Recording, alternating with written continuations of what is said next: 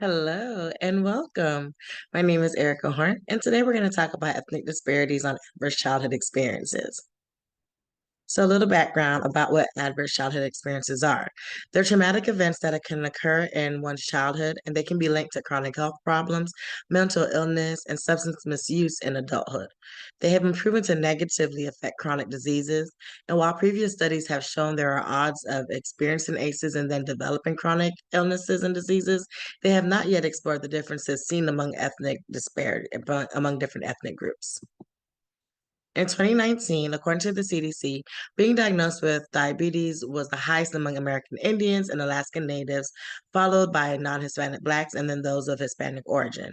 And with the exception of asthma and smoking, Florida was above the national average for binge drinking and chronic diseases, with the inclusion of diabetes, cardiovascular diseases, and cancers.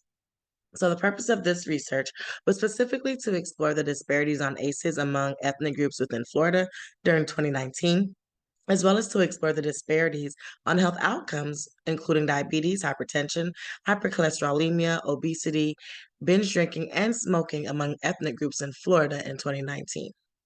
So, how did we do this? We completed a cross sectional study doing a secondary analysis of the 2019 Behavioral Risk Factor Surveillance System database in Florida. The objectives were to assess the differences on ACEs among ethnic groups. Number two, assess the association between each ACE and the health outcomes. And then three, evaluate the differences on health outcomes among ethnic groups and to determine the association between ACEs and the health outcomes. We completed this analysis using SAS. So this is part one of table one.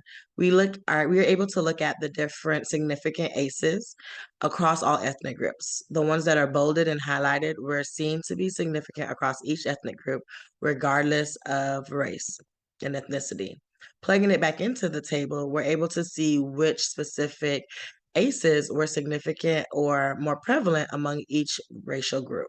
Here you can notice that the white race and the Hispanic race did not have the highest percentage in any of the ACEs. So that's something that is something to note with regards to the results. Looking at the number of significant ACEs, this figure shows us how many ACEs were significant to each health outcome.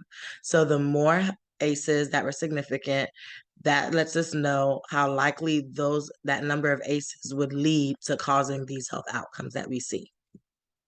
And our last table was a multivariate regression, which looked at the associations by health outcomes by ethnicity.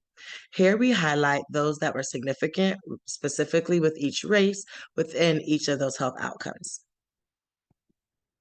So what we saw was that the ACEs that were statistically significant across all ethnic groups, highlighted in that first table, was living with someone who was depressed, an alcoholic, or was in jail, or having parents that were divorced, or having parents that either swore or insulted them. We also saw that the higher number of ACEs was associated with obesity, smoking, and binge drinking.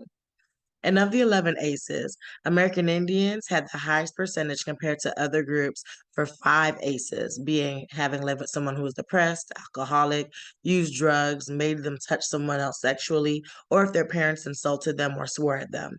Black people had the highest percentage for just if their parents were divorced or if they had parents that ever punched them, whereas Asians had the highest percentage when looking at if they lived with anyone who was in jail or if they had a parent physically hurt them.